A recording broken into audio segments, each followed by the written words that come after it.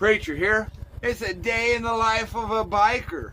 And let me tell you, man, it's been a beautiful day. You know what? I started last month off talking about 100-degree weathers, and this morning, as I was heading to my club meeting and then to Rick's memorial service, I realized that it's not just 100-degree weathers, right? But now it's raining. It's not 100-degree weathers no more. It's November. But you know what? It got beautiful today after Rick's service. God brought the sun out. And now I'm heading over to the Stanislaus Jus Brothers end of the year run. And you know what? I've been going to all their runs for years. And I always look forward to it. It's always a good time. They always have a great raffle. They used to do bike games. They haven't lately. I kind of miss that. I miss being able to get involved in the slow race, you know? But hey, that's okay. Sometimes it's hard to get people to want to be involved in slow races too. So you can't just do it for one or two people.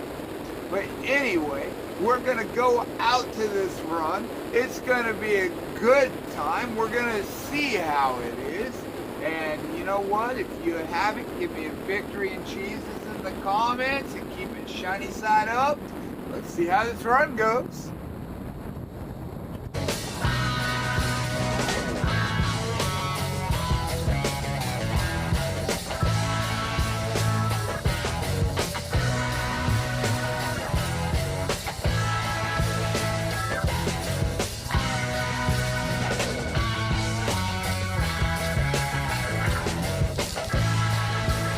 Preacher here, and I'm here with Joe.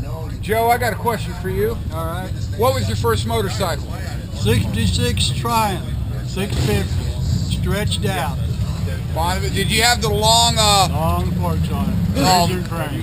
First bike I ever rode on as a child, I was 3 years old, was a 49. Dude, those are good bikes. You told me though the second one was special. What was that? The second one, I traded that Triumph $500 for 53 Panhead. Stretched out, suicide clutch, jockey shit. Oh, I love suicide clutches. I have a suicide clutch bike. I'll show it to you sometime. Yeah, anyway, you know what? And that's cool because Panheads came out in 48. Yep. Anyway, it's about the ride and what you ride, you know, and give your victory to Jesus. Be blessed. Man, that was a touching thing to see everybody pull together that way. You know, as I roll out of here, I want to just take a minute and I want to be able to share something. You know, as for those of us who believe in Jesus, we believe that we will see our loved ones again if they too have believed in Jesus. And I want to share a little bit out of John chapter 11, starting at verse 23. Jesus said to her, "Your brother will rise again." And Martha said to him, "I know that he will rise again in the resurrection on the last day." And Jesus said to her, "I am the resurrection and the life. Whoever believes in me, though he die, yet shall live." You know, stop and think about that for a moment. This life is not the end of everything.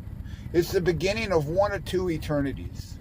It's the beginning of your eternity in paradise in heaven with Christ for all of eternity, with no more pain, no more sorrow, no more suffering.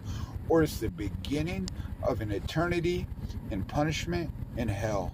And you know, God loved you so much that he paid your way so that you don't go there.